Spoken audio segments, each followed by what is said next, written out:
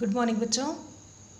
हमने ये जो कोऑर्डिनेशन कंपाउंड अपना स्टार्ट किया हुआ है चैप्टर, उस चैप्टर का हम लोगों ने लास्ट टॉपिक जो किया है वो है आपका वैलेंस बॉन्ड थ्योरी। ठीक है, उससे पहले हम लोगों ने किया था टाइप्स ऑफ आइसोमेरिज्म की, कितनी तरह की आइसोमेरिज्म जो है वो कोऑर्डिनेशन कंपाउंड में होते हैं, उसके बारे में हम लोगों ने पढ़ा। और लास्ट में जो हम लोगों ने किया है वो है आपका वैलेंस बॉन्ड थ्योरी। और वैलेंस बॉन्ड थ्योरी के अंदर हम लोगों ने डिफरेंट टाइप की हाइब्रिडाइजेशंस देखी। ठीक है, तो डिफरेंट टाइप की हाइब्रिडाइजेशंस का मतलब है, फॉर एग्जांपल जैसे आपने देखा है sp3 हाइब्रिडाइजेशन देखी हम लोगों ने, जिसका कोऑर्डिनेशन नंबर 4 था, उसकी हाइब्रिडाइजेशन sp3 थी। और sp3 होने के कारण इसकी जो ज्योमेट्री है वो मानी जाती थी टेट्राहेड्रल। ठीक है, उसी के साथ यही सेम आपका कोऑर्डिनेशन नंबर रहेगा। तो अगर आ जाता है आपका dsp2, ठीक है, sp3 के साथ ही नेक्स्ट जो है आपका dsp2। इसमें क्या है, टोटल ऑफ कितने ऑर्बिटल्स हैं, 2, 3 और 4, टोटल 4 है। इट मीन्स इसकी जो ज्योमेट्री है वो मानी जाएगी स्क्वायर प्लेनर। ठीक है, सेम रहेगा नंबर, कोऑर्डिनेशन नंबर 4 ही रहेगा। अगेन नेक्स्ट आएगा आपका कोऑर्डिनेशन नंबर 5। जिनका कोऑर्डिनेशन नंबर 5 होता है उसमें ये वाली जो हाइब्रिडाइजेशन है वो चेंज हो जाती है, लाइक sp3d आ जाती है। ठीक है, तो sp3d होने के कारण 3 ये, चौथा ये और पांचवा ये, टोटल ऑफ 5 ऑर्बिटल्स जो है इसमें इन्वॉल्व होते हैं। और ज्योमेट्री जो है इसकी मानी जाती है pentagonal, it's not pentagonal, it's trigonal bi pyramidal. ठीक है, पेंटागोनल का तो कोई काम ही नहीं है यहाँ पे, बिकॉज ये 5 को इन्वॉल्व नहीं हो रही है। तो इट मीन्स ये है आपकी ट्राइगोनल बाई पिरामिडल ज्योमेट्री को बताती है। उसके बाद नेक्स्ट जो हम लोग कर रहे हैं वो है कोऑर्डिनेशन नंबर 6, जो कि बहुत ज़्यादा इंपॉर्टेंट है आपके चैप्टर के अकॉर्डिंग।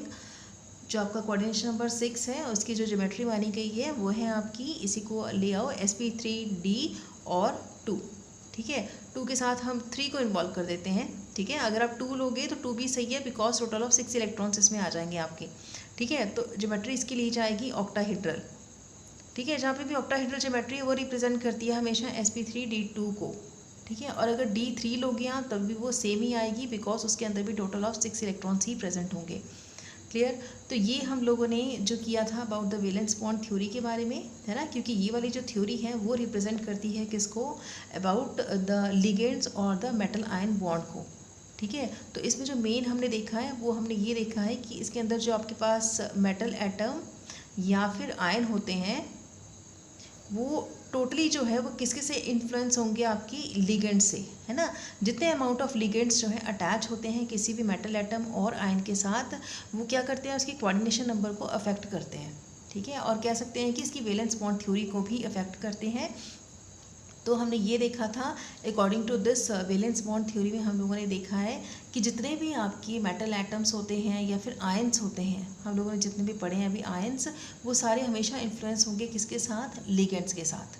ठीक है, और लिगेंड्स जो है वो रिप्रेजेंट करते हैं डिफरेंट टाइप ऑफ ज्योमेट्रीज को।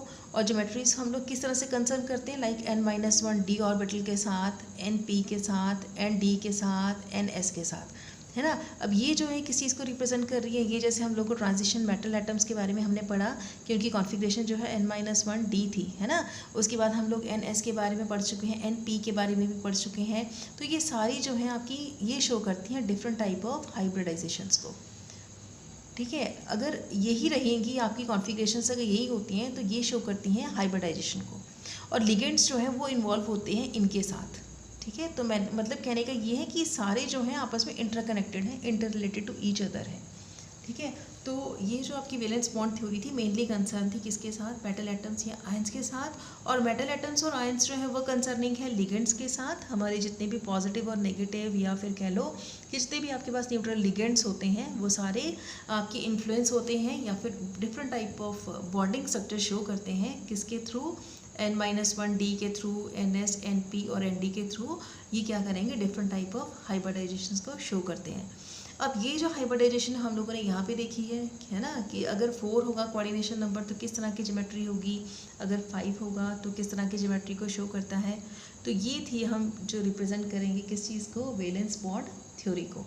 अगर वैलेंस बॉन्ड थ्योरी के साथ नेक्स्ट अगर हम देखें तो वो है आपकी क्रिस्टल फील्ड स्प्लिटिंग थ्योरी। ठीक है, इसमें क्या है आपका, क्रिस्टल फील्ड स्प्लिटिंग थ्योरी में क्या है, ये वाली थ्योरी जो होती है ये मेनली जो है किस पे पॉइंट आउट करती है, अबाउट जितने भी आपकी मेटल एटम्स हैं चाहे मेटल एटम्स हैं चाहे वो आयंस हैं। ये जो थ्योरी है ये बताती है कि जितने आपके पास मेटल एटम्स या फिर आयंस हैं वो हमेशा क्या माने जाएंगे, पॉइंट चार्जेस माने जाएंगे। ठीक है, तो क्रिस्टल फील्ड थ्योरी ये कहती है कि जितने आपके पास मेटल एटम्स या फिर आयंस हम लोगों ने कोऑर्डिनेशन कंपाउंड में यूज़ किए हैं उनको हम लोग किस तरह से मानेंगे, एज अ पॉइंट चार्ज मानेंगे। और हमेशा मेटल एटम और आयंस के बीच में एक फोर्स प्रेजेंट होती है जिसे हम बोलते हैं इलेक्ट्रोस्टैटिक फोर्स ऑफ अट्रैक्शन। ठीक है, ये फोर्स ऑफ अट्रैक्शन जो है हमेशा इन मेटल एटम्स और आयंस के बीच में, या कह लो कि मेटल एटम्स या लिगेंड्स के बीच में जो है हमेशा इलेक्ट्रोस्टैटिक फोर्स ऑफ अट्रैक्शन जो है वो प्रेजेंट होती है। क्लियर। और दूसरी बात ये है कि क्रिस्टल फील्ड थ्योरी जो है एक थ्योरेटिकल अजम्पशन है ना, इसको हम प्रैक्टिकली नहीं देख सकते, ये एक हम थ्योरी वाइज ही है, हमें किस तरह से इसे पढ़ना है, किस तरह से आगे ले जाना है, वो सारा एक थ्योरेटिकल कॉन्सेप्ट है। ठीक है, अब उस थ्योरेटिकल कॉन्सेप्ट में क्या है, आपके पास कोऑर्डिनेशन नंबर 2 आते हैं। First is coordination number 4 and second is coordination number 4, एक 6 और दूसरा 4। अब जो आपका 6 कोऑर्डिनेशन नंबर है उसमें किस तरह से आपके ऑर्बिटल्स इन्वॉल्व होते हैं। फॉर एग्जांपल जैसे आपने इस तरह से ये ली है, आपने एनर्जी ले ली है। ठीक है, तो टोटल ऑफ अगर हम स्प्लिटिंग करना चाहें तो स्प्लिटिंग किस तरह से करेंगे, लाइक 1 2 3 4 एंड 5, ये टोटल ऑफ डी ऑर्बिटल है आपके पास। ठीक है, अब ये डी ऑर्बिटल्स जो हैं ये तो हैं आपके ग्राउंड लेवल पे। ठीक है, जब ये एक्साइटेड पे जाएंगे तो नेचुरली क्या होगा, 1 2 3 4 एंड 5, ये एक्साइटेड स्टेट पे भी जाके क्या रहेंगे, 5 ही रहेंगे। ठीक है, अब इनकी नेमिंग जो है आपने दे देनी है कि किस तरह से की नेमिंग होगी। आगे जो है क्या कंसर्न करती हैं, ये 2 ऊपर और 3 नीचे जो है वो इंक्लूड हो जाते हैं। ठीक है, 2 ऑर्बिटल्स ऊपर और 3 नीचे आ जाते हैं, तो एनर्जी जो है उसके अकॉर्डिंग जो है आपकी चेंज हो जाती है, लाइक 3/5 और नीचे वाले क्या आ जाएगी 2/5। तो इस तरह से अगर आप 6 का लोगे तो 2 ऊपर और 3 नीचे ऑर्बिटल्स आएंगे।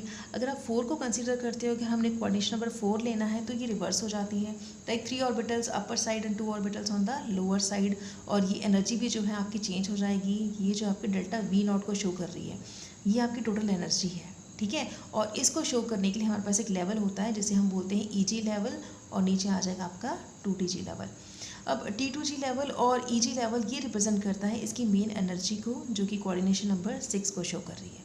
ठीक है, तो इसी तरह से हम लोग कोऑर्डिनेशन नंबर 4 के लिए करेंगे, जो कि पूरा यहाँ तक तो सेम रहेगा, लेकिन ये जो है आपका पार्टीशन ये रिवर्स हो जाता है। ठीक है, क्योंकि ये नंबर छोटा है, छोटा होने के कारण आपका लेवल भी जो है वो T2G जो ऊपर आ जाएगा और EG लेवल जो है वो नीचे आ जाएगा।